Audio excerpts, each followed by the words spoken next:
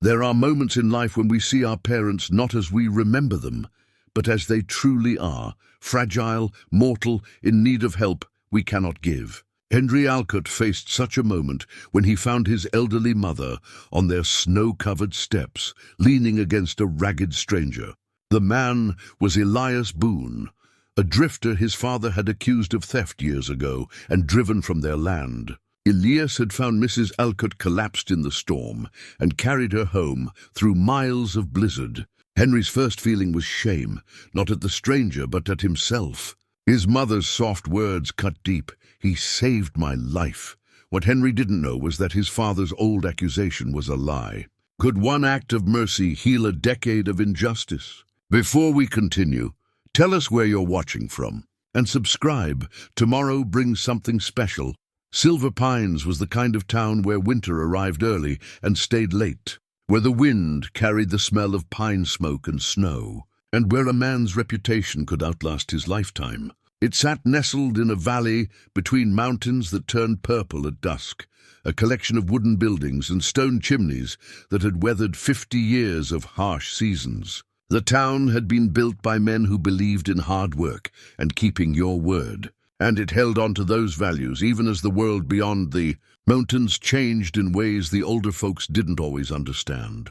Henry Alcott had left this place 16 years ago with little more than anger in his heart and ambition in his bones. He'd been 19 then, fresh from another argument with his father about duty and responsibility and all the things a son was supposed to be. His father, William Alcott, had built the largest ranch in the valley through sheer determination and an iron will. He expected his son to follow in those footsteps without question, to take over the family business and carry on the Alcott name with the same rigid sense of honor that had defined William's entire life. But Henry had wanted something different. He'd wanted to prove he could make his own way, build his own success without standing in his father's long shadow. So he'd taken the small inheritance from his grandmother, the one thing his father couldn't control, and headed east to Philadelphia. There, in that bustling city of brick and commerce, he'd made himself into a banker. He learned the language of investments and interest rates, how to read men's faces across a desk, how to turn careful decisions into steady profit. He was good at it, better than good. By the time he was 30, he had his own office with his name on the door in gold letters. Yet success had tasted different than he'd imagined. The gold letters didn't fill the hollow place that opened up every time he thought about home. He told himself he didn't miss Silver Pines, didn't miss the ranch or the mountains or the particular quality of silence that came after a snowfall. He certainly didn't miss his father, but he missed his mother, Margaret Alcott, who had stood on the porch and waved goodbye that cold morning 16 years ago. Her face composed, but her eyes glistening with tears she wouldn't let fall until he was out of sight. They'd exchanged letters over the years. Hers came regularly, filled with news about the town and the ranch, careful observations about the weather and the garden, and between the lines, a loneliness she never quite named. His responses had been dutiful but distant, reports on his professional accomplishments that said nothing about the man he was becoming. When his father died 3 years ago, Henry had sent money for the funeral, but hadn't come home. He told himself it was because the bank needed him, that he couldn't leave his responsibilities. The truth was more complicated and harder to face. Then, 2 weeks ago, a telegram had arrived. Not from his mother, but from Dr. Samuel Brennan, the town's physician and one of the few men William Alcott had called friend. The message was brief and concerning. Your mother's health declining. She asks for you. Come soon if you can. That had been enough. Henry had closed his desk, informed his partners he was taking a leave of absence, and boarded the first train heading west. The journey had taken 3 days, 3 days of watching the landscape change from city to farmland to wilderness, 3 days of rehearsing conversations he might have with his mother, 3 days of trying not to think about all the years he'd let slip away. He'd hired a carriage in the last town with a railway station, A 2-day ride to Silver Pines through country that grew increasingly rough and beautiful. The driver, a weathered man named Moss, who seemed to know every rock and turn in the road, had talked easily about the early winter, the good hunting, the way the aspens had turned gold all at once this year, like a miracle. Henry had barely listened, his mind already in Silver Pines, already imagining his mother's face. The pocket watch in his vest pocket was his father's, the only thing of William's he'd accepted after the funeral. It was gold, heavy, engraved on the back with the words, "Honor above all." His father had carried it every day, checked it religiously as if time itself had to answer to William Alcott's standards. Henry found himself touching it now, feeling its weight, wondering what his father would think of him rushing home after all these years. Probably nothing good. William hadn't believed in sentiment or second chances. As the carriage crested the final hill and Silver Pines came into view below, Henry felt his chest tighten. The town looked smaller than he remembered, more fragile against the vastness of the mountains. Smoke rose from chimneys in thin grey lines. The church steeple still stood tallest, its white paint bright against the darkening sky. And there, on the eastern edge of town, was the Alcott ranch, the house his grandfather had built, expanded by his father, now looking somehow diminished by time and his mother's solitary residence. "Storm coming," Moss observed, nodding toward the north where clouds were piling up like grey wool. "Be here by nightfall. Bad one, feels like." Henry barely heard him. He was thinking about his mother, hoping she'd be well enough to talk, hoping the years apart hadn't created a distance too wide to cross. He'd rehearsed his apology 100 times on the journey, sorry for staying away, sorry for letting pride keep him from coming home sooner, sorry for all the letters he'd meant to write but never did. The carriage rolled down into town as the first fat snowflakes began to fall. A few people on the street looked up as they passed, and Henry saw recognition dawn on some of the older faces. He nodded to them but didn't stop. He'd come home for one person, and everything else could wait. The ranch house sat at the end of a long drive lined with bare cottonwoods. It was a solid 2-story structure with a wide porch and green shutters that his mother had insisted on years ago because they reminded her of her childhood home in Vermont. The barn and outbuildings stood behind it, and beyond those, the pastures stretched toward the foothills, empty now of the cattle that had once been his father's pride. As the carriage drew closer, Henry leaned forward, squinting through the falling snow. There was someone on the front porch. 2 people, actually. One was clearly his mother, wrapped in a dark shawl, but she seemed to be leaning heavily on someone else, a tall figure in a ragged coat. Henry's heart lurched. Something was wrong. His mother shouldn't be outside in this weather, and who was that with her? He rapped sharply on the carriage roof. "Stop here!" "Stop now." The carriage had barely halted before Henry jumped down, his expensive boots hitting the snow-dusted ground. He strode toward the porch, his mind racing through possibilities, none of them good. As he got closer, details emerged. His mother's face was pale, her movements weak and unsteady. The man supporting her was rough-looking, bearded, wearing clothes that had seen too many seasons and too little care. A vagrant. His mother was leaning on a vagrant.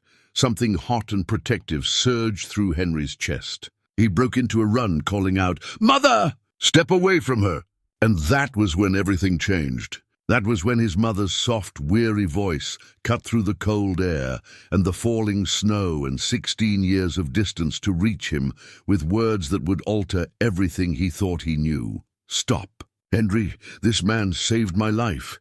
Henry stopped so abruptly that his boots slid slightly in the fresh snow. His mother's voice, though weak, carried a firmness he remembered from childhood, the tone she used when a matter was settled and further argument would be pointless. He stood there breathing hard, his hands clenched at his sides, trying to reconcile what he was seeing with what she'd just said. The man supporting his mother didn't move. He stood solid and still, one arm carefully positioned to keep Margaret Alcott steady, his weathered face expressionless. Up close, Henry could see he was perhaps 50, with deep lines around his eyes and grey threading through his dark beard. His coat was patched in several places, his boots worn but clean. There was a dignity about him despite his obvious poverty, something in the way he held himself that spoke of a man who'd once been something other than what he appeared now. "Mother, what happened?"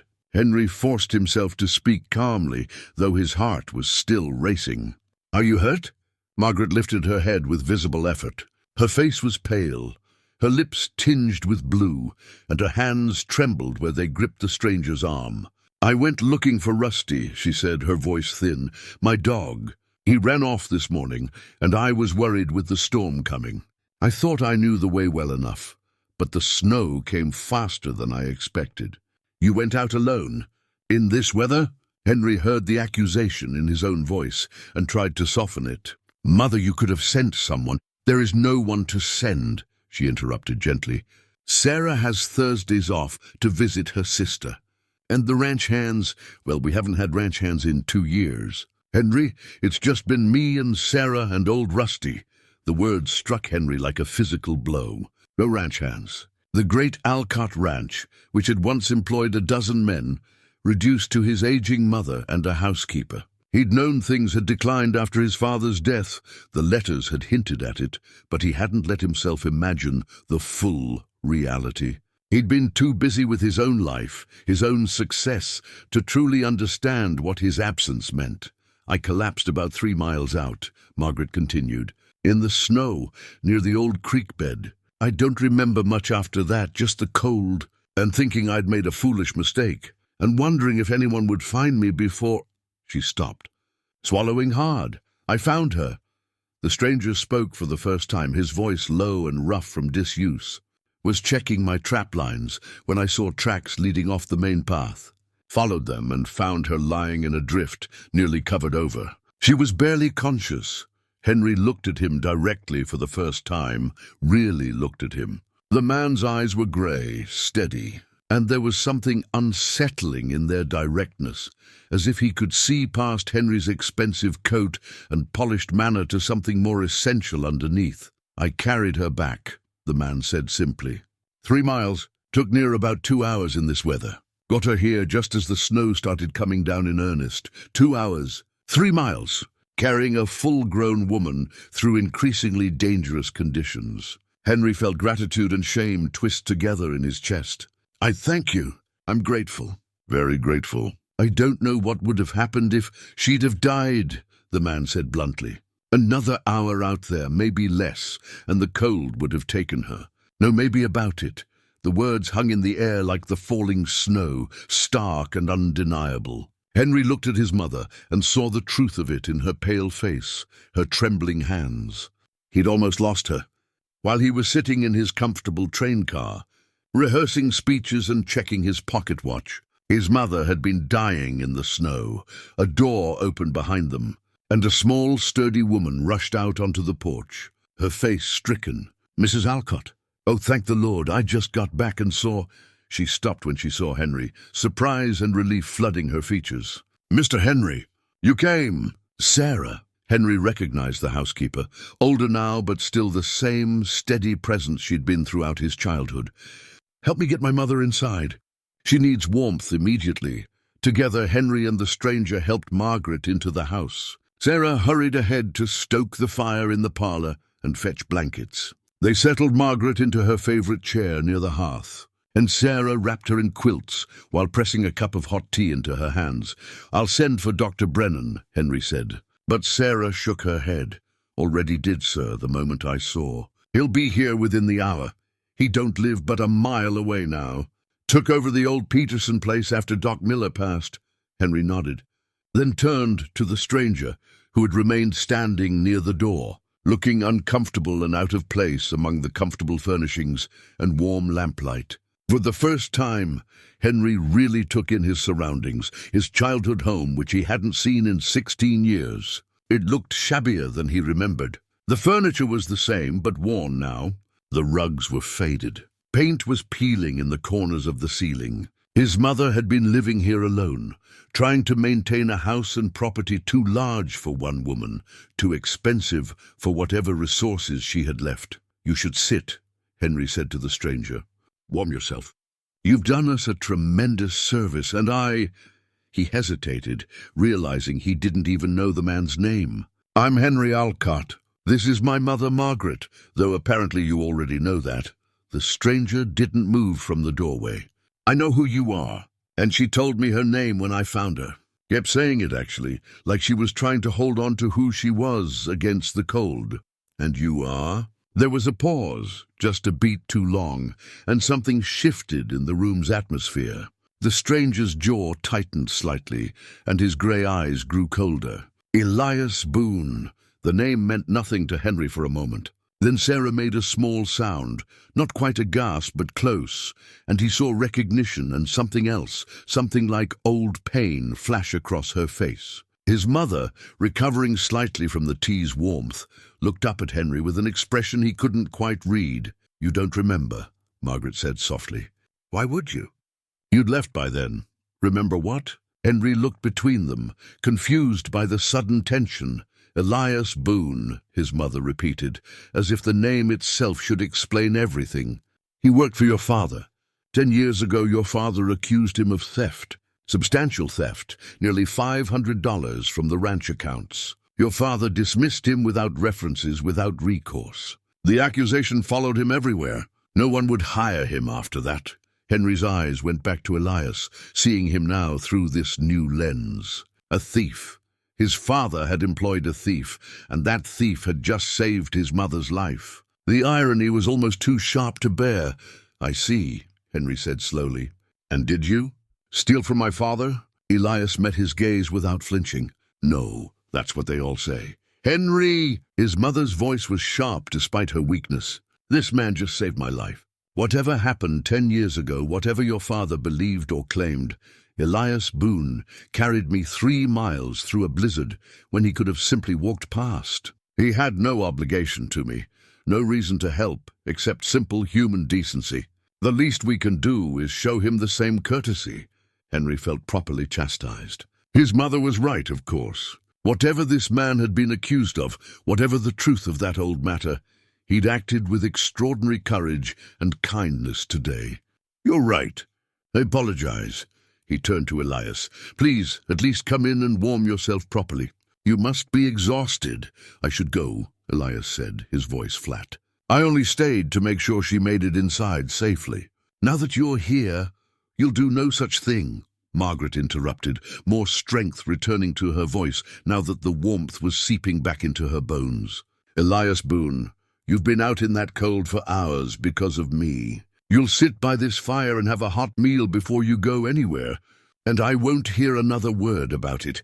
Elias looked as though he wanted to argue, but something in Margaret's face, perhaps the reminder of how close she'd come to death, or perhaps simply the maternal authority that transcended all other considerations, made him nod reluctantly. He stepped further into the room, removing his worn hat and holding it awkwardly in his hands.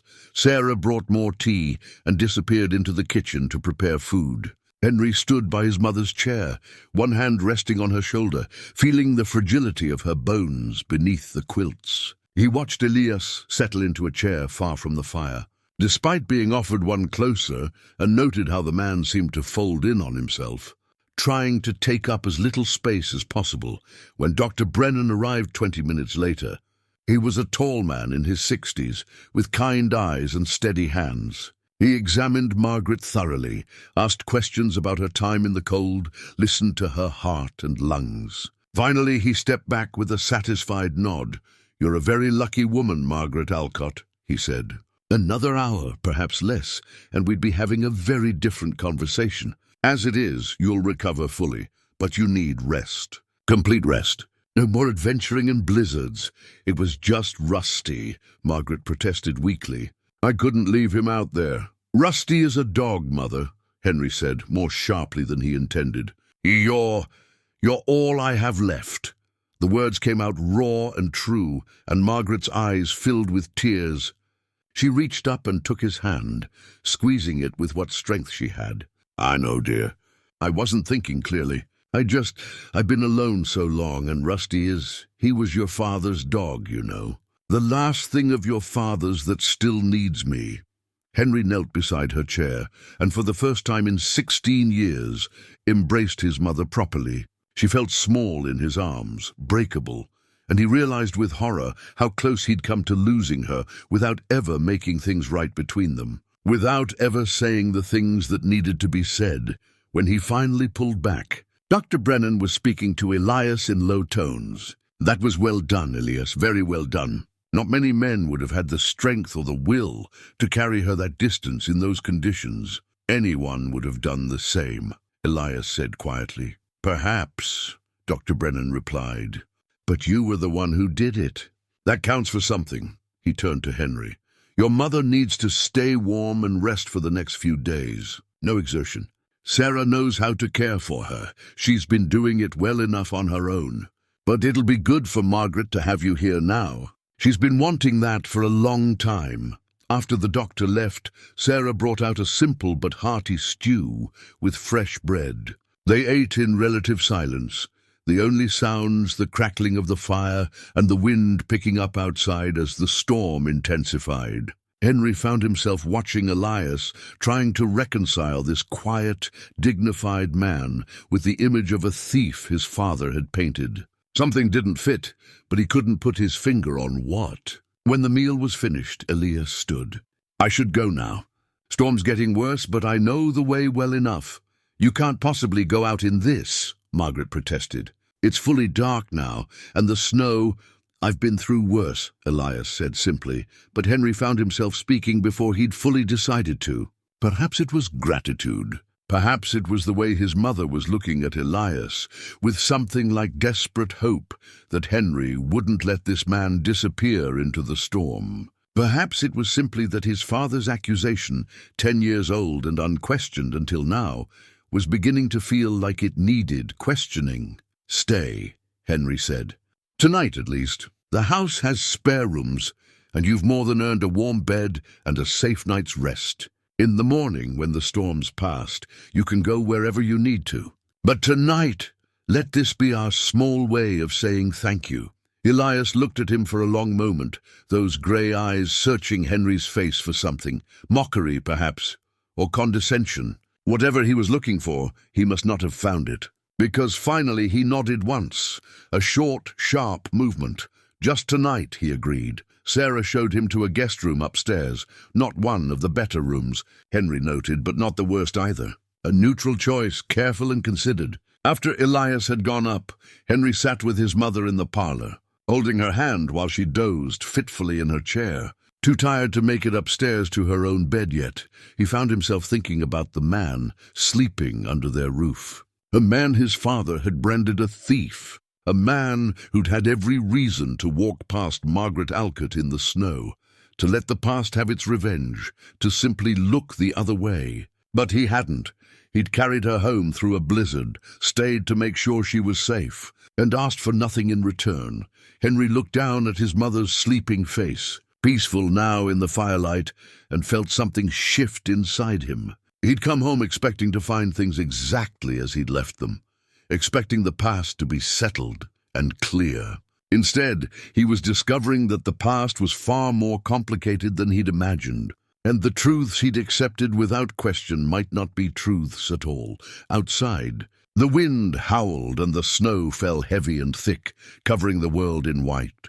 Inside, by the fire's warm glow, Henry Alcott sat with his sleeping mother and wondered what other lies his father might have told. Elias didn't open the ledger immediately. He held it in his weathered hands, looking down at the worn leather cover as if it might burn him. The barn was quiet, except for the soft sounds of the mare shifting in her stall and the wind moving through the gaps in the boards. "Is this what I think it is?" Elias asked finally. "My father's account book from the year he accused you. There are irregularities, erasures, changed dates. My mother found them while settling his affairs, and she showed them to me this morning. Why?" The question was simple, but the weight behind it was enormous. Why show him? Why dig up the past? Why offer hope when hope had been dead for a decade? "Because you deserve to know the truth," Henry said. "Because my mother and I both suspect that my father made a terrible mistake, and you paid the price for it." Elias was quiet for a long time. Then he opened the ledger and began to read, his eyes moving slowly over the pages, taking in not just the words and numbers, but the story they told. Henry watched his face, seeing emotions flicker across it. Pain, anger, something that might have been vindication or might have been grief. When Elias finally looked up, his eyes were bright with unshed tears. "I told him," Elias said, his voice rough. "I told your father that something was wrong with the accounts. That's what started all of this. I was looking over the supply expenses, noticed that we were being charged for goods we hadn't received. When I mentioned it to Wade Hutchins, he was the foreman then, he told me not to worry about it, said it was just a clerical error. But it kept happening. So I went to your father. And what did he say?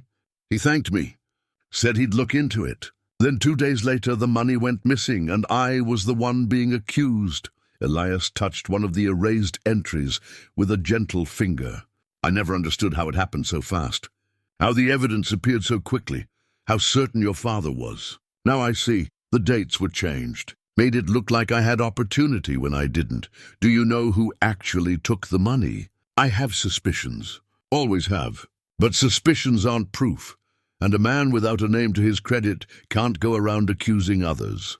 "Wade Hutchins," Henry said. It wasn't a question. Elias nodded slowly. "He left the ranch 6 months after I did. Bought the mercantile in town, paid cash, people said. A lot of cash. More than a foreman should have had saved up. I saw him once, after Anna died, before I left Silver Pines for good. He was drunk in the saloon. I asked him outright if he'd taken the money. He didn't deny it. Didn't confirm it either. Just said, 'We all do what we have to do to survive, Boone. You'd have done the same in my position. And you didn't tell anyone. Didn't go to the marshal? With what proof? The word of a disgraced man against a respected business owner. And anyway," Elias closed the ledger carefully, as if it was something precious and fragile. "Hutchins had a family, a wife and 3 children. If I'd destroyed him, what would have happened to them? They'd have been outcasts too, and those children didn't do anything wrong except have a thief for a father." Henry stared at him, unable to comprehend that kind of mercy. "So, you let him get away with it? Let him prosper while you—" He gestured at Elias's worn clothes, his weathered face. "While you lived rough in the mountains. I made my choice. Could have left Silver Pines, started over somewhere else. But Anna was here, buried in the cemetery. Felt wrong to leave her. And this is my home, even if it doesn't want me." Elias looked around the barn, and Henry saw something achingly sad in his expression. "I worked in this barn for 2 years. Know every board, every stall. Your father taught me how to treat a horse's leg injury right over there, by that post. Said I had good hands, gentle but firm. That was before everything went wrong. He was wrong about you," Henry said. "The evidence makes that clear. And I intend to prove it publicly if necessary." "Why?" Elias asked again, and this time there was a challenge in his voice. "What difference does it make now? Your father's dead. Can't face justice or make amends. I've survived this long under the cloud. What does clearing my name change?" "Everything. It changes everything. For who? For you?" Elias's voice was harder now, edged with old anger, finally finding its way to the surface. "So you can feel better about your father? So your family's reputation stays clean? I've lived 10 years as a thief in everyone's eyes. 10 years of doors closing, jobs ending before they start, people crossing the street to avoid me. You think showing them some old ledger with erasures is going to change that? People believe what they want to believe." "Not everyone," Henry said quietly. "My mother never believed it. Sarah didn't either. Dr. Brennan told me yesterday that he always had doubts. The truth matters, Elias. It matters to the people who care about justice, and it matters because you deserve to have your honor restored." "Honor," Elias laughed, but it was a bitter sound. "That's a rich man's word. Poor men don't get honor.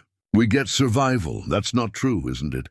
Where was honor when your father accused me without proper evidence? Where was honor when the whole town turned their backs because one rich man said I was guilty? Where was honor when Anna died thinking her husband was a thief, even though she said she believed me? Elias's voice broke on his wife's name. "I held her hand while she was dying, and she whispered, 'I know you didn't do it.' Had to say it even then because the doubt was always there. That's what your father's lie did. It poisoned even the love between a man and his dying wife." The words hit Henry like physical blows. He'd been thinking about the ledger, about clearing Elias's name, about making things right in some abstract way. But he hadn't truly understood the depth of what his father had taken from this man. Not just reputation or employment, but peace. The ability to live without that shadow of doubt, to love and be loved without the stain of dishonor between them. "I'm sorry," Henry said, and the words felt inadequate, too small for the weight of the harm that had been done. "My father was wrong, profoundly, terribly wrong, and I can't undo what happened to Anna, can't give you back those years. But I want to make sure that everyone knows the truth, that you were innocent, that you were wronged." And then what? People apologize, feel bad for a week, and go back to their lives while I'm still... Elias gestured at himself, at his worn clothes and weathered face. "Still this. Still the man I've become because of what was done to me. Then we change that too," Henry said, the idea forming even as he spoke. "The ranch needs a foreman. Has needed one since my father died, from what I understand. Mother's been trying to manage it alone and she can't. I don't know the first thing about running a ranch. I've spent 16 years in a bank. But you do. You know this land, these animals, this work." Elias stared at him. "You're offering me a job?" "I'm offering you your life back, or a version of it at least. Fair wages, a place to stay, respect. Your name cleared and your position restored. You can't be serious. I'm entirely serious." My mother suggested it, actually. She said this place has been dying slowly without someone who understands it, someone who cares about it. You care about it. I can see that in how you look at this barn, how you touched that mare earlier. This was your home once. It could be again. Elias turned away, his shoulders tight with emotion he was clearly struggling to control. When he spoke again, his voice was thick. "I don't know if I can. Being back here after everything, it hurts. Everywhere I look, I see her. See the life we should have had." "I know," Henry said gently. "But maybe it's time to stop running from that hurt. Maybe it's time to face it, honor it, and then let yourself live again. Anna wouldn't have wanted you to spend the rest of your life in exile, punishing yourself for crimes you didn't commit. How would you know what Anna wanted? I wouldn't. But my mother knew her, spent time with her in those last months. She told me this morning that Anna believed in you absolutely, even when no one else did. That kind of faith, don't you owe it to her memory to live as if it meant something?" Elias was silent for a long time, and Henry let him be. This wasn't a decision to be rushed or pressured. It was about more than just employment or clearing a name. It was about whether a man could find the courage to hope again, after hope had been systematically destroyed. Finally, Elias turned back to face him. His eyes were red-rimmed but clear, and there was something new in his expression. Not quite hope, but not despair either. Something tentative, fragile, like the first green shoot pushing through snow. "I need time," he said.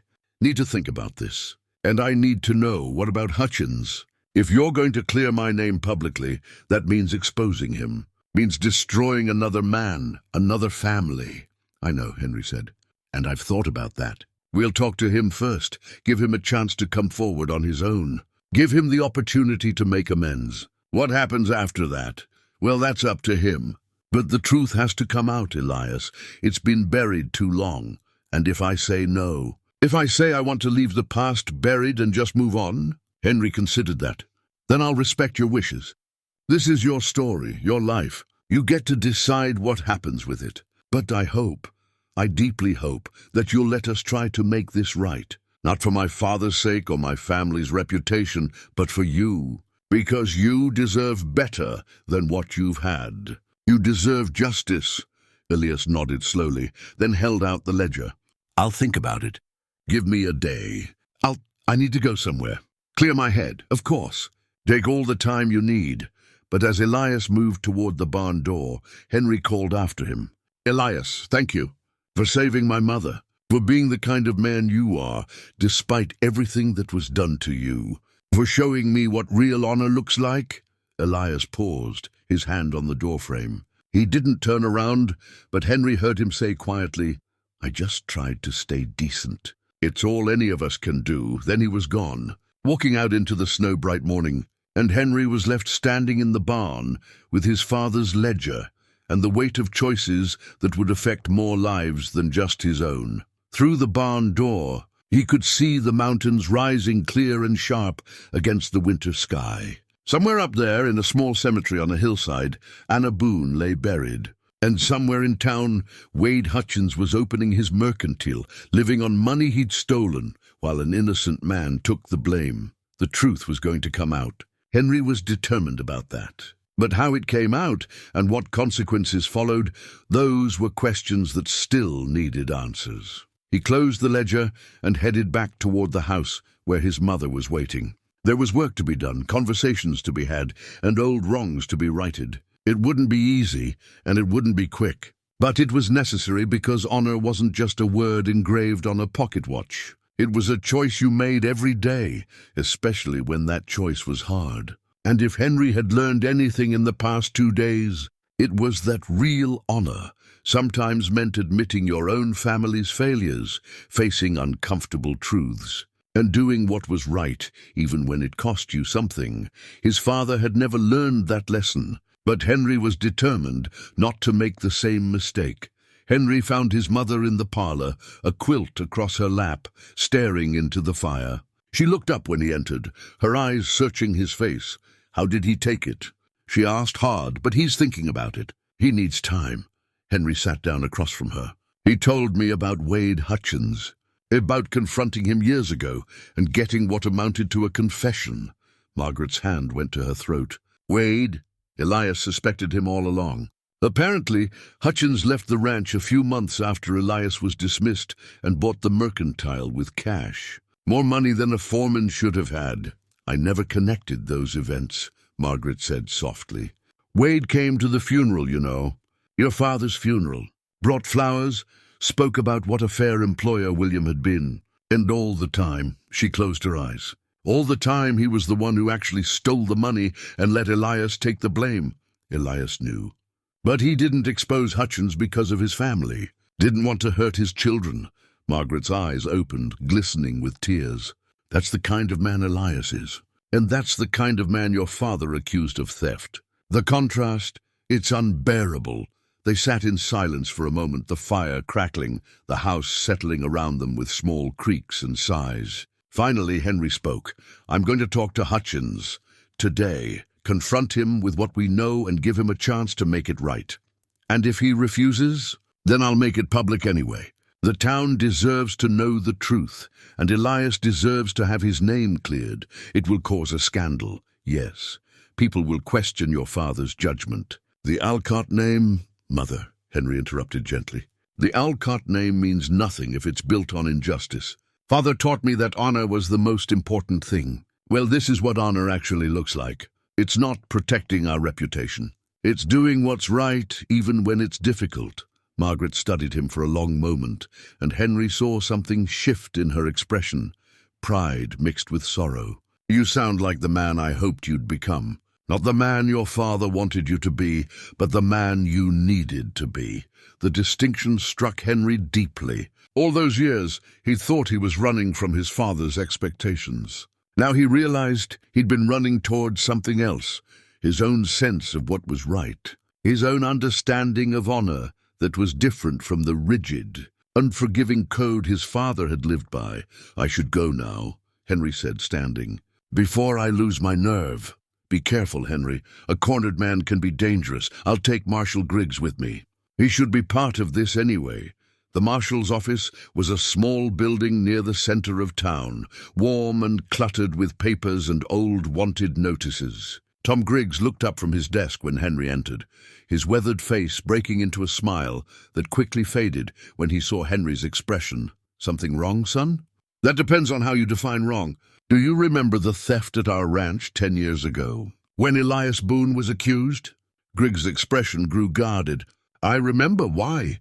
"Because I have evidence that suggests my father made a mistake, that Elias was innocent and someone else was responsible. Henry laid out what they'd found, the altered ledger entries, the suspicious timing of Wade Hutchins's prosperity, Elias's confession about being the one to first notice irregularities in the accounts. Griggs listened without interrupting, his face growing grimmer with each detail. When Henry finished, the marshal sat back in his chair and rubbed his face with both hands. "I always wondered," he said finally. "The evidence your father presented was thin, circumstantial, but he was so certain, so insistent, that I went along with it. Figured a man like William Alcott wouldn't make that kind of accusation without being sure." He looked at Henry with something like shame in his eyes. "I should have pushed harder, should have investigated more thoroughly. But your father was, well, he was William Alcott. People didn't question him. I'm questioning him now. And I need to know, if we confront Hutchins, if he confesses, can you do anything about it? Legally, I mean. It's been 10 years. Theft doesn't have a statute of limitations in this territory," Griggs said. "If he confesses, or if we can prove he did it, I can charge him. But Henry, you realize what this means? Wade Hutchins is a respected businessman now. Has a family, employees. This will destroy more than just him, I know. But doing nothing because it's convenient isn't justice. And Elias Boone has been living under a cloud of dishonor for a decade because we all found it easier to believe my father than to ask hard questions." Griggs nodded slowly, respect showing in his eyes. "You're right. Let's go talk to Wade." The mercantile was busy when they arrived, customers browsing the well-stocked shelves, clerks helping with purchases. Wade Hutchins stood behind the main counter, a prosperous-looking man in his late 50s with a round face and thinning hair. His smile was broad and welcoming until he saw who'd entered. Then it froze slightly, became more cautious. "Mr. Alcott." "Marshal, what can I do for you, gentlemen?" "We need to speak with you privately," Griggs said. "It's important." Something flickered in Hutchins' eyes, fear maybe or recognition. "Of course. My office is in the back." The office was small and neat, with ledgers of his own lining one wall and a window that looked out on the mountains. Hutchins closed the door and turned to face them, his hands clasped in front of him like a man bracing for a blow. "What's this about?" Henry didn't waste time with pleasantries. "It's about the $500 that went missing from my father's ranch 10 years ago. The money Elias Boone was accused of stealing." Hutchins' face went pale. "That's old business. Settled long ago, is it?" Henry pulled out his father's ledger. "Because these altered entries suggest otherwise. They suggest someone changed the dates to frame an innocent man. And the fact that you left the ranch shortly after, with enough cash to buy this store, well, that raises questions." "Your father gave me a loan," Hutchins said, but his voice lacked conviction. "Did he?" "Show me the paperwork. It was informal. A handshake deal." "How convenient." Henry leaned forward. "Elias told me about your conversation in the saloon, the one where you admitted what you'd done. I was drunk." "He misunderstood, did he?" Marshal Griggs spoke for the first time, his voice hard. "Because I'm starting to think we need to open an official investigation into this matter. Look at your finances from that time. Talk to people who knew you then. See what we find." Hutchins's composure cracked. He sank into his chair, his face in his hands. For a long moment he said nothing. Then in a voice barely above a whisper, "It was me. I took the money." The admission hung in the air, simple and devastating. Henry felt no triumph, only a kind of sad relief. At least now they had the truth. "Why?" he asked. "Gambling debts?" "I was in deep, owed money to dangerous people. I saw an opportunity and took it. Then when your father started investigating, I panicked, planted some of the money in Elias's bunk, made sure your father found it. I thought it would blow over, that Elias would find work somewhere else, that it wouldn't matter in the long run. But it did matter," Henry said. "It destroyed his life, his reputation. His wife died thinking he was a thief." "I know," Hutchins' voice broke. "I've lived with that guilt every day for 10 years. Your father found out eventually, figured it out about 6 months after Elias left. He confronted me and I confessed. He could have turned me in, but instead he said we'd keep it quiet. Said I'd pay back the money through service to him. that he'd help me get established so I could support my family. And I have paid it back, every penny plus interest. But the cost, he looked up, his eyes red. The cost was a good man's honor, and I've had to live with that. So has Elias, Marshal Griggs said flatly. The difference is, you've been living well while he's been living rough in the mountains, branded a thief. I know.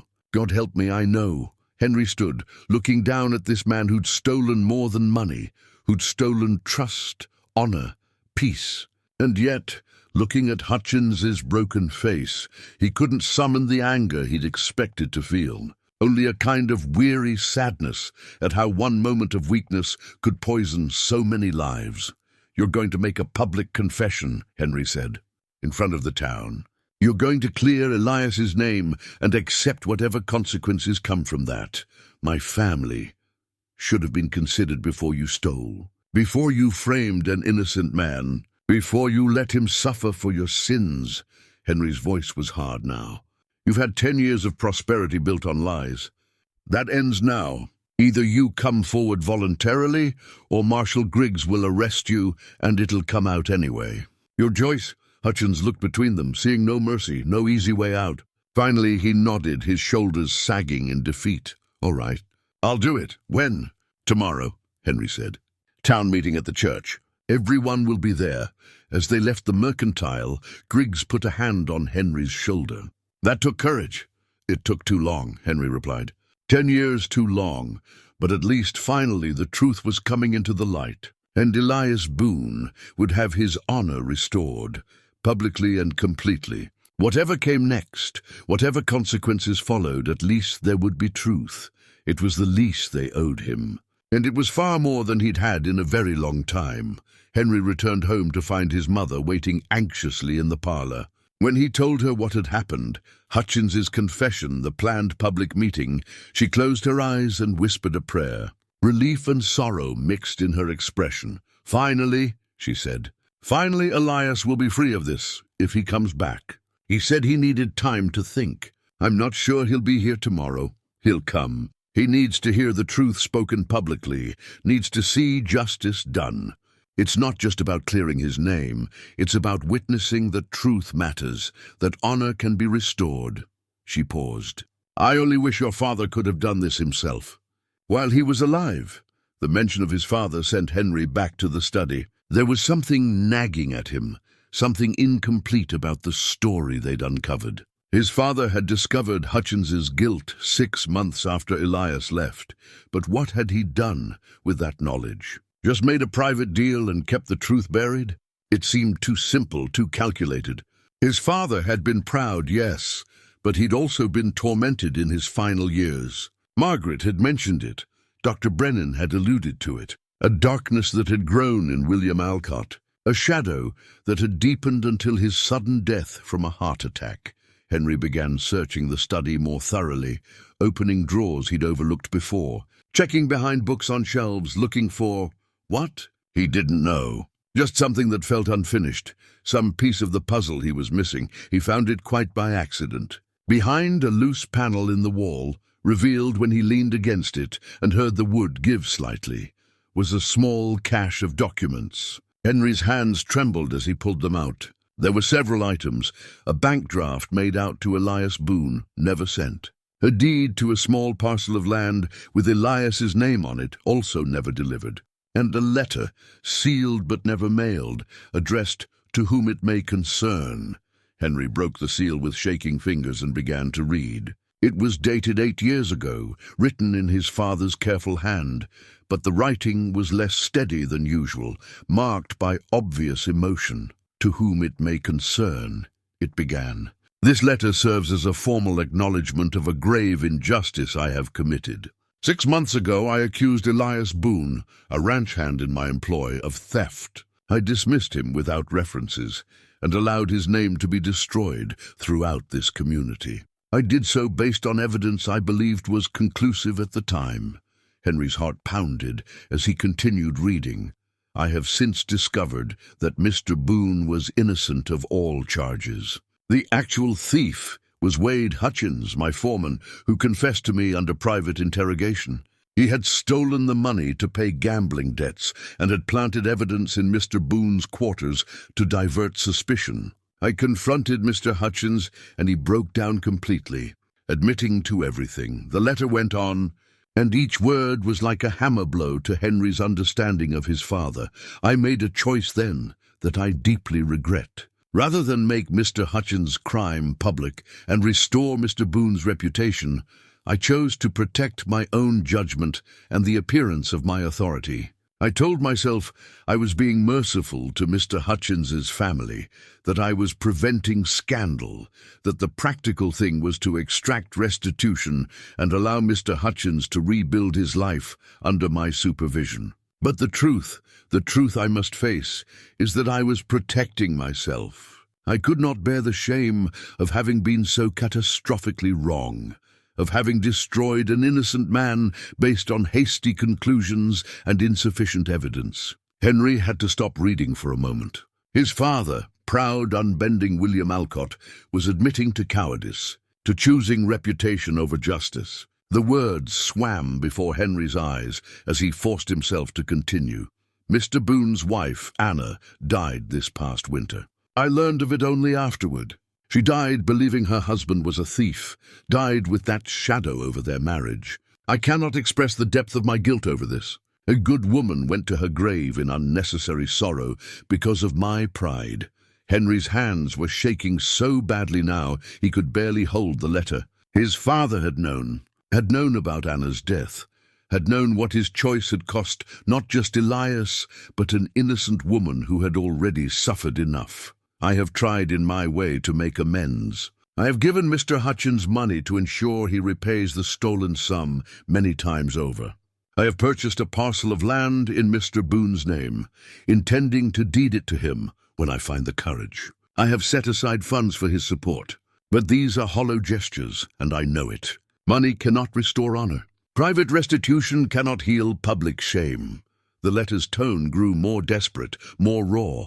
I intended to make this right publicly. I have written this letter a dozen times, each time failing to send it. I tell myself I'm waiting for the right moment, but the truth is I am afraid. Afraid of the judgment I will face, afraid of destroying the reputation I have built, afraid of my own son learning what kind of man his father truly is. And so the days pass, and each day of silence makes me more culpable, more contemptible in my own eyes. Henry felt tears on his cheeks and didn't bother to wipe them away. If this letter is ever found, if circumstances force the truth into the open after my death, I want it known that Elias Boone was innocent, that he was a good man whom I wronged terribly, that his wife died because of my cowardice, that Wade Hutchins committed the actual theft, but that I am guilty of a far greater crime, the knowing destruction of an innocent man's honor to preserve my own. The letter was signed with his father's full name and dated 8 years ago. 8 years of living with this guilt, this knowledge, this shame. 8 years of seeing Elias in town occasionally, knowing the truth and saying nothing. 8 years of watching a good man suffer while the real thief prospered. And then his father had died suddenly of a heart attack, taking the truth with him, leaving only this letter hidden behind a panel where it might never be found. Henry sat down heavily in his father's chair, the letter still in his hands. He understood now the darkness Margaret had spoken of, the shadow that had grown over William Alcott in his final years. It wasn't just pride or stubbornness, it was guilt. Crushing, inescapable guilt that had eaten away at him day by day, year by year, until perhaps it had literally broken his heart. There was a knock at the door. Henry looked up to see Margaret standing in the doorway, her face concerned. "Henry, what is it? You look—" He handed her the letter without speaking. She read it slowly, her face growing paler with each line. When she finished, she lowered herself into a chair, the letter trembling in her hands. "He knew," she whispered. "All this time he knew. And he said nothing. He tried," Henry said, finding his voice. "Look, the bank draft, the deed, he wanted to make amends. He just couldn't bring himself to do it publicly, because it would have cost him his pride. And so it cost Elias and Anna everything instead." Margaret's voice was harsh, with a bitterness Henry had never heard from her. Your father was a good man in so many ways, Henry, but in this he was a coward. And his cowardice killed Anna as surely as any disease did. The words were brutal, but Henry couldn't deny them. His father's choice to preserve his own reputation rather than restore Elias's had real consequences. Anna Boone had died believing her husband was dishonored. Elias had spent a decade living as an outcast, all because one man couldn't admit he'd been wrong. What do we do with this? Margaret asked, holding up the letter. We give it to Elias, along with the deed and the bank draft. They're his by right. Father meant them for him, even if he never had the courage to deliver them. The letter, it will destroy what little positive memory remains of your father. People will remember him as the man who knowingly let an innocent person suffer to save face, and they'll remember him accurately, Henry said. Mother, I loved father. In my way, I did. But this, he gestured at the letter, this can't be hidden anymore. The truth has to come out, all of it. Not just that Elias was innocent, but that father knew and said nothing. That's part of the story too, and it matters. Margaret was quiet for a long moment, tears streaming down her face. Finally she nodded. You're right. The truth, complete and honest, even when it hurts, even when it damages those we love. That's what honor actually means. They sat together in the study as the afternoon light faded, two people coming to terms with uncomfortable truths about a man they'd both loved. William Alcott had been strong and principled in many ways. He'd built a successful ranch, provided for his family, contributed to his community. But he'd also been fatally flawed, so committed to appearing right that he'd sacrificed justice to preserve that appearance. I should find Elias, Henry said finally. Show him this. He needs to know, needs to understand that father knew the truth, that father suffered for his choice, even if that suffering doesn't excuse it. Sarah said he mentioned checking his trap lines in the high country.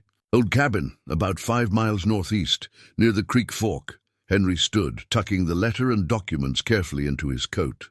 I'll go now. Should be able to make it before dark if I leave immediately. Be careful. There's weather coming in again. I will, but as Henry prepared to leave, Margaret called after him. Henry, your father would be proud of what you're doing. Ashamed that it's necessary, but proud that you have the courage he lacked. Henry nodded, not trusting himself to speak. Then he was heading to the stable. Saddling a horse, riding out toward the high country where a man who'd lost everything was deciding whether to hope again. The documents in his coat seemed to burn against his chest, evidence of a father's cowardice and a son's determination to right old wrongs. The snow was beginning to fall again, light but steady, as if the sky itself was weeping for all the wasted years, all the needless suffering, all the truths that had been buried when they should have been spoken. But Henry rode on, determined to deliver these truths at last. Determined to show Elias that someone in the Alcott family finally had the courage to speak honestly, to face shame, to choose justice over reputation. His father had failed in this. But Henry would not. Whatever it cost, whatever judgment followed, the truth would finally be told.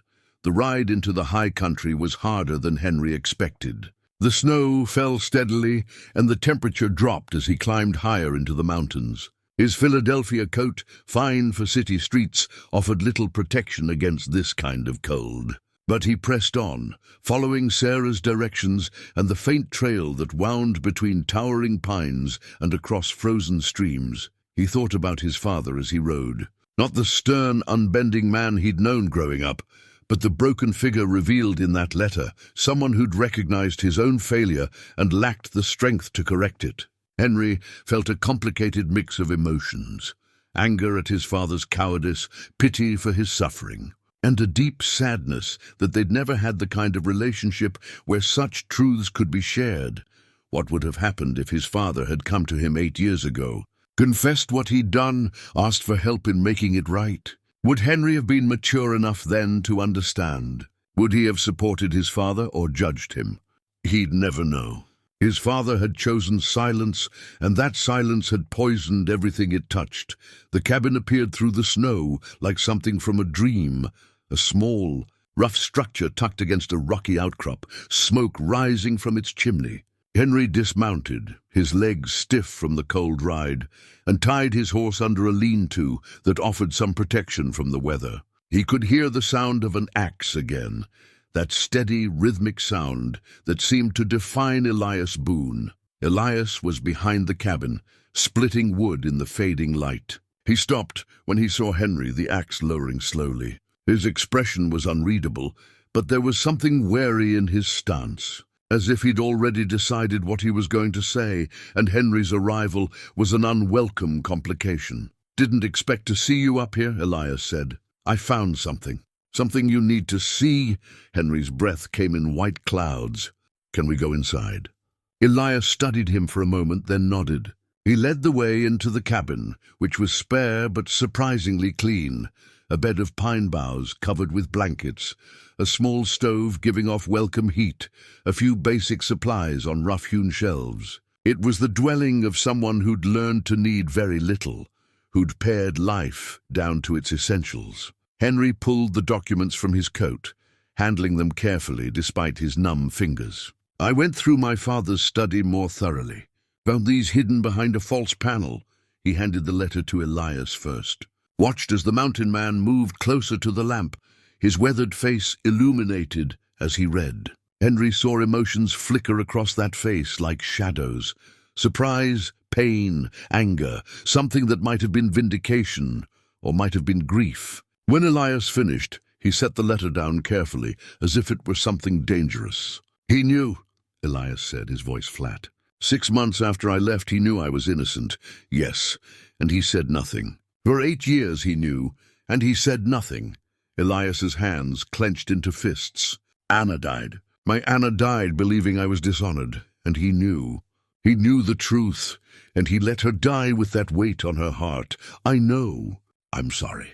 There aren't words for how sorry I am." "Sorry," Elias laughed, but it was a terrible sound, full of rage and anguish. "Your father destroyed my life to protect his pride, and you're sorry. That makes it all better, doesn't it?" "No, it doesn't. Nothing makes this better." "But—" Henry pushed the other documents forward. "He tried, in his way. This is a deed to 20 acres of good land, made out in your name. And this is a bank draft for $5,000. He never delivered them, never had the courage, but he prepared them. He wanted to make amends, even if he couldn't do it publicly." Elias looked at the documents, but didn't touch them. "Blood money. Conscience money. Paid in secret so no one would know what he'd done. Yes, that's exactly what it is. And it's not enough. It could never be enough. But it's something. It's proof that he knew he was wrong, that he suffered for it." "He suffered?" Elias's voice rose. "He suffered in his comfortable house with his loving wife and his successful ranch, while I lived in places like this." He gestured around the crude cabin. "While I ate rabbit and pine nuts and wore the same clothes until they rotted off my back.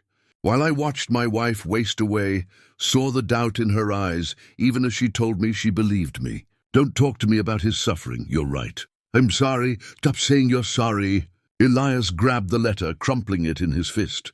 "This doesn't change anything. It's just words. Dead man's words that mean nothing now. They mean something to me. They meant enough to my father that he hid them away. Couldn't bear to destroy them, but couldn't bear to send them either. He was trapped by his own choice, and it ate at him until it killed him. Good. The word was vicious. I hope it hurt. I hope every day of those 8 years hurt like hell, because that's what he deserved." Henry didn't argue. How could he? Elias's rage was righteous, earned by years of unjust suffering. If he needed to hate William Alcott, needed to wish him pain, he had every right to that anger. They stood in silence, the stove crackling, the wind picking up outside. Finally, Elias spoke again, his voice quieter but no less bitter. "Why did you come all the way up here to show me this?" "Could have waited until I came down to town, because I wanted you to know before tomorrow. Before the public meeting where Hutchins confesses. I wanted you to understand the full truth, not just that you were innocent, but that my father knew it and chose silence. You deserve to know everything, all of it, even the parts that make my family look worse. Why? So I can forgive him? So I can say it's all right and move on? No, I don't expect forgiveness. I don't think you should forgive him. Henry struggled to find the right words. I just think you should know that the truth mattered to him, even if he didn't have the courage to speak it, and that his choice cost him too, even if that cost was nothing compared to yours. Elias turned away, staring into the fire in the stove. When he spoke again, his voice was thick with unshed tears. I used to imagine this, you know. Used to imagine someone coming to me and saying it had all been a mistake, that I was cleared, that Anna could know the truth before she died. Used to play it out in my head, how it would feel to have my name restored, to be able to hold my head up again.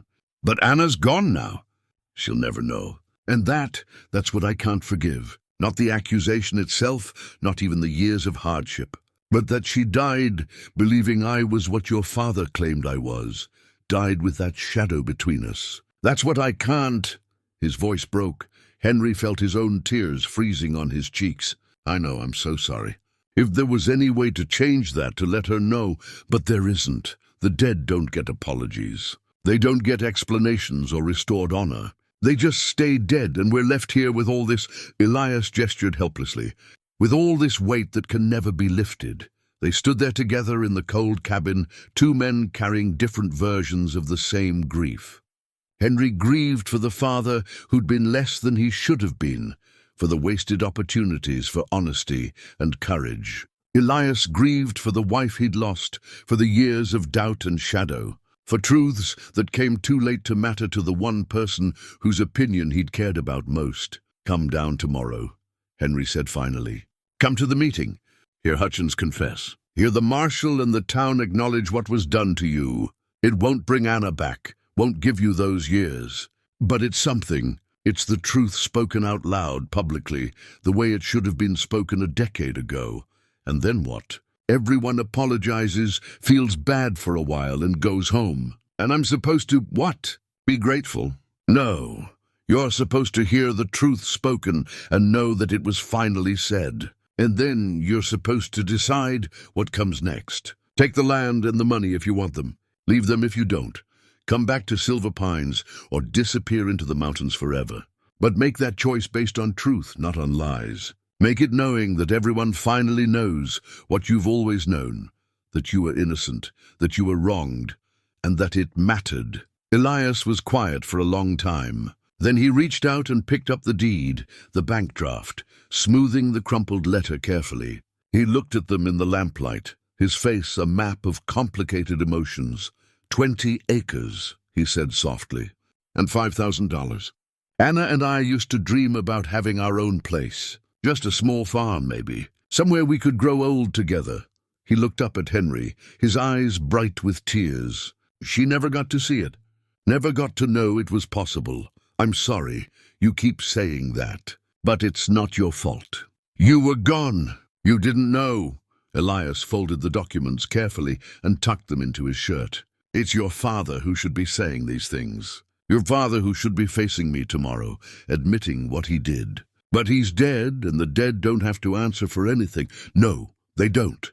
So I'm answering for him. My mother and I both. We can't undo what he did, can't give you back what you lost. But we can stand up tomorrow and make sure everyone knows the truth, every bit of it. And we can offer you what he should have offered years ago, a place, a future, respect, the ranch job. Yes, if you want it. No pressure, no expectations. Just an offer, a genuine one. Elias walked to the small window, looking out at the darkening mountains. This is my home now.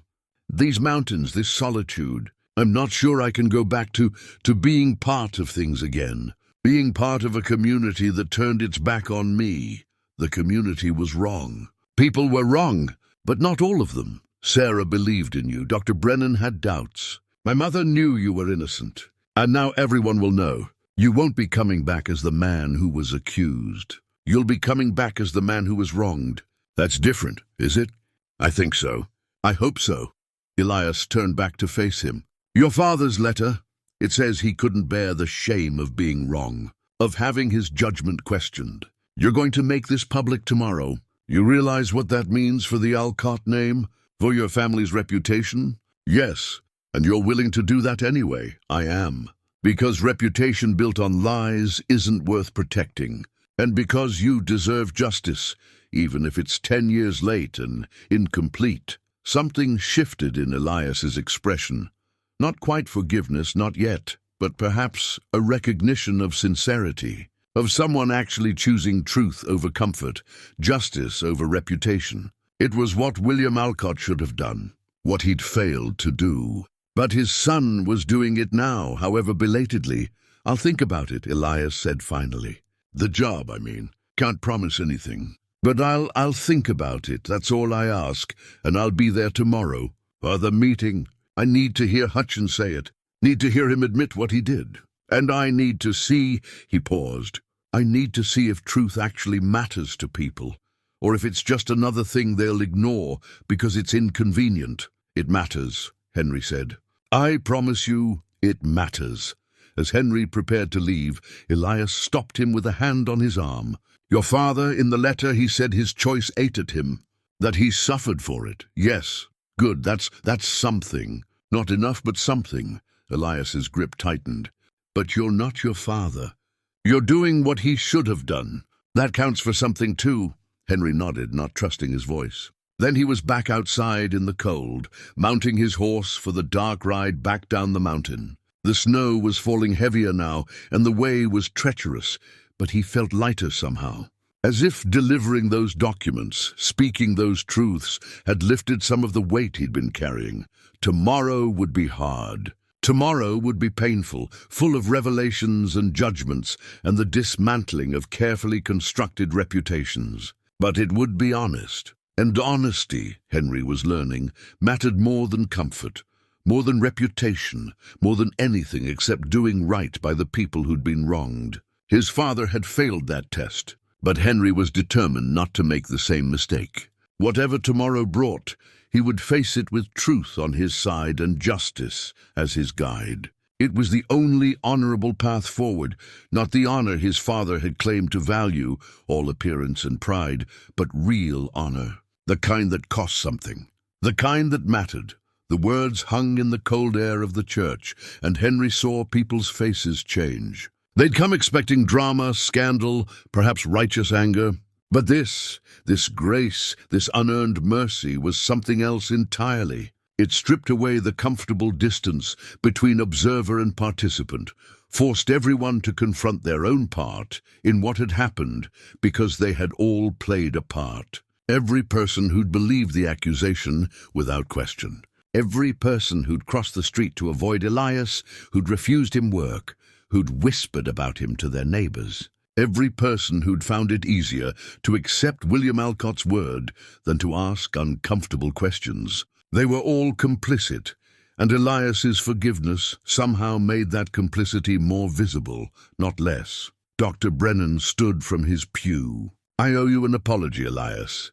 I treated your Anna in her final illness, and I let myself believe what everyone else believed. I should have known better, should have trusted what I saw in your character rather than accepting hearsay as fact. I'm deeply sorry. The words seemed to break a dam. Other people rose one by one, offering their own apologies. The blacksmith who'd refused to hire Elias after the accusation. The owner of the boarding house who'd turned him away when he'd needed shelter. The minister himself who'd failed to speak up for justice when it mattered. Each apology was different, some halting and awkward, others tearful and effusive. But they came one after another, a community acknowledging its failure. Elias stood and listened to them all. He nodded to each person, accepted each apology with quiet dignity. Henry watched him and saw what real strength looked like. Not the rigid, unbending pride his father had valued, but something more flexible, more human. The strength to forgive without forgetting, to accept apologies without erasing the harm that had been done. When the apologies finally subsided, Marshal Griggs spoke again. There's the matter of consequences. Wade, you've confessed to theft and to deliberately framing an innocent man. Those are serious crimes, Hutchins nodded miserably. I know. I'll accept whatever punishment. No. Elias's voice cut through the marshal's words. Everyone turned to look at him. No charges, no trial. He's confessed publicly. His reputation is destroyed. His business will likely fail when people hear what he's done. That's punishment enough. His family doesn't deserve to suffer more than they already will. Elias, Griggs said carefully, the law failed me 10 years ago. I'm not asking it to fail someone else now, even if that someone wronged me. Elias looked at Hutchins' wife and children, saw their frightened faces. They're innocent. Let them be. Griggs looked to Henry, who nodded. The marshal sighed. All right. If the wronged party declines to press charges, I can't force the matter. But Wade, he turned to Hutchins, you're done as a businessman in this town. You'll sell the mercantile, and the proceeds will go to Elias as restitution. Whatever's left after that, you can use to relocate your family somewhere you can start over. But your time in Silver Pines is finished, Hutchins nodded, accepting the judgment. His wife was crying quietly, and his children looked confused and scared. Henry felt a pang of sympathy for them. They were paying for their father's sins, just as Henry had paid in his own way. For William Alcott's pride, there's one more thing, Margaret said, standing again. She pulled out the documents Henry had found. The deed, the bank draft. My husband prepared these 8 years ago, but never delivered them. 20 acres of good land deeded to Elias Boone, and $5,000 as compensation for the years of hardship he endured. They're yours now, Elias. Long overdue, but yours. Elias took the documents slowly, looking down at them with an expression Henry couldn't quite read. This is more than... It's not enough, Margaret said firmly. Nothing could be enough. But it's what William intended in his better moments. And it's freely given, with no conditions, no expectations. Henry stepped forward then, addressing the whole congregation. My father made a terrible mistake, and he lacked the courage to correct it. I'm ashamed of that. Ashamed that he valued his reputation more than justice, that he let a good man suffer to preserve his own pride. The Alcott name has stood for something in this community, but if that something is built on lies and injustice, then it deserves to fall. But you're making it right, someone called from the back, Sarah, her voice strong and clear. That takes courage too. Different courage than your father's pride, but courage nonetheless. No, Henry said. This isn't courage. This is what should have been done years ago. It's the minimum requirement for decency. He turned to Elias. I offered you a position at the ranch. Foreman, partner, whatever you want to call it.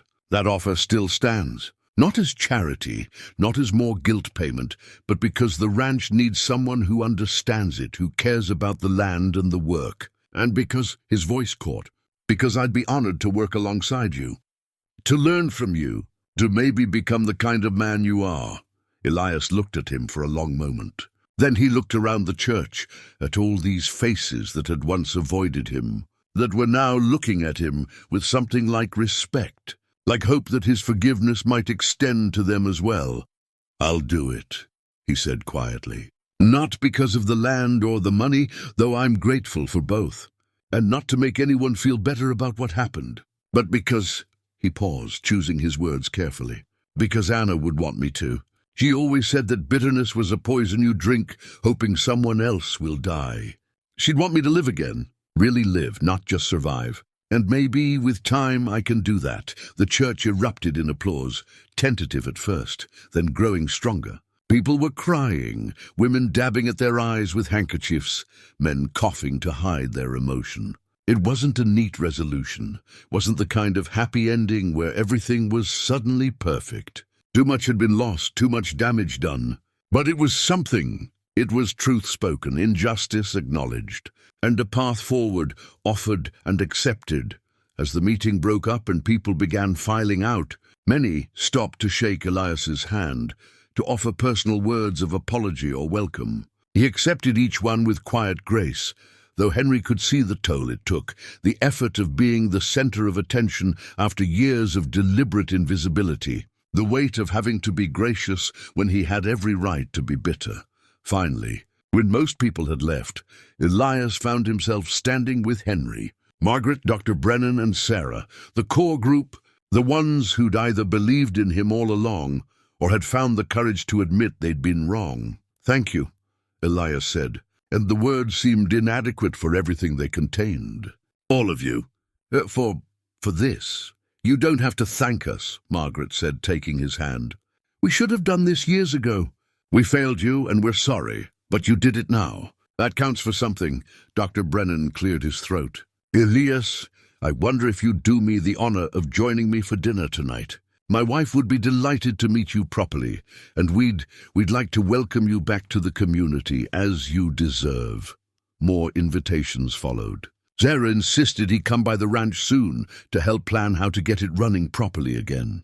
Others who'd lingered offered similar welcomes, each one a small bridge being rebuilt, a small connection being restored. Henry watched it all and felt something shift inside him. This was what justice looked like when it finally arrived. Not dramatic, not perfect, but real. Messy and incomplete and deeply human. His father would have hated this, hated the public admission of failure, the damage to the family reputation. But Henry felt only relief. The truth was out. The lies were finished. And whatever came next would be built on solid ground.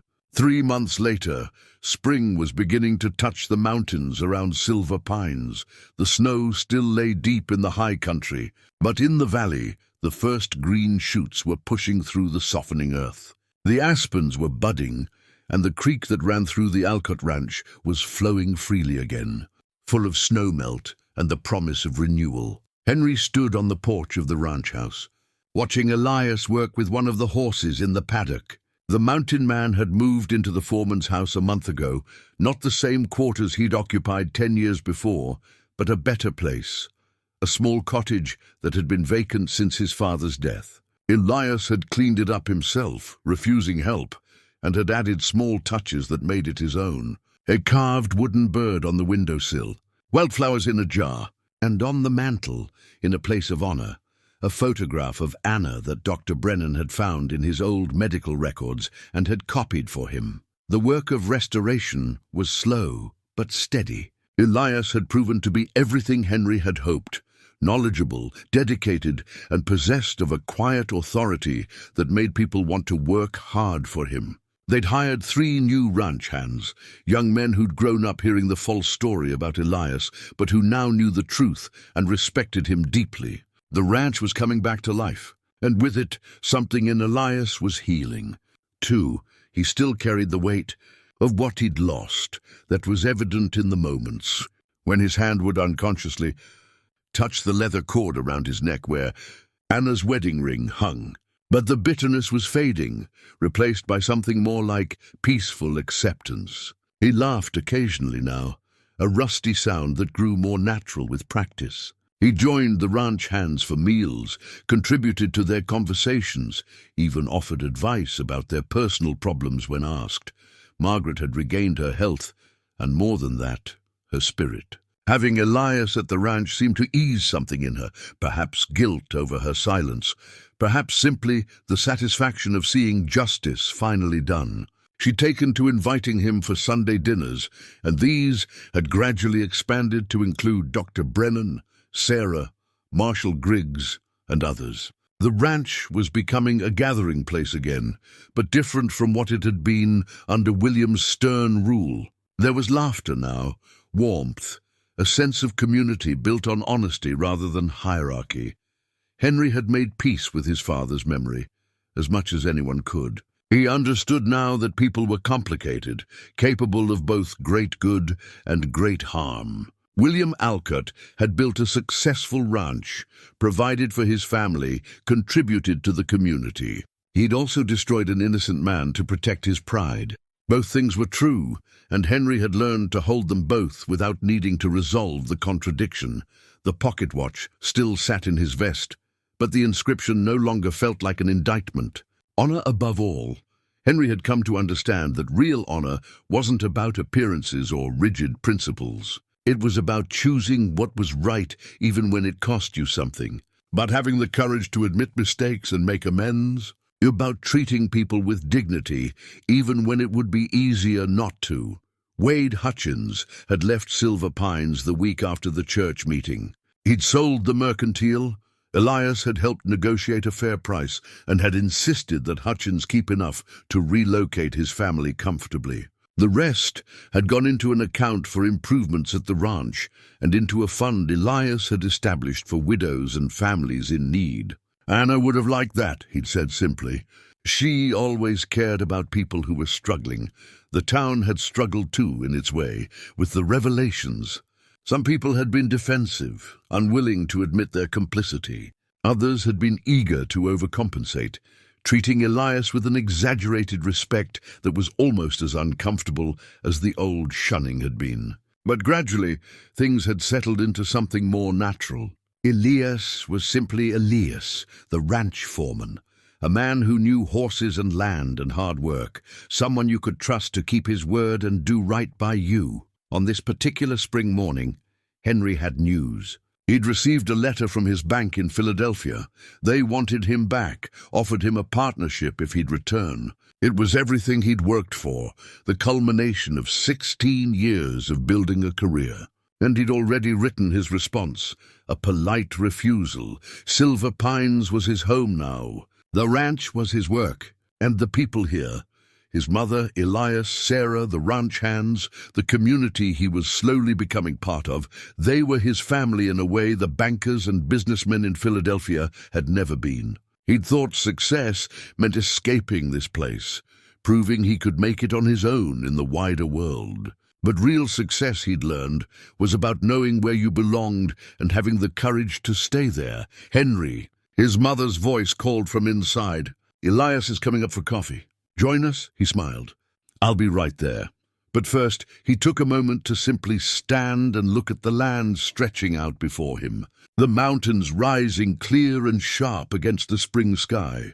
The creek flowing silver in the morning light. The barn where Elias was closing the paddock gate, the horses nickering softly. This was what his grandfather had built, what his father had maintained, and what he would carry forward, not perfectly, but honestly. Not without mistakes, but with the willingness to admit them and make them right. Inside, Margaret was setting out coffee and fresh bread. Elias arrived a moment later, knocking the mud from his boots before entering, a gesture of respect that had become habit.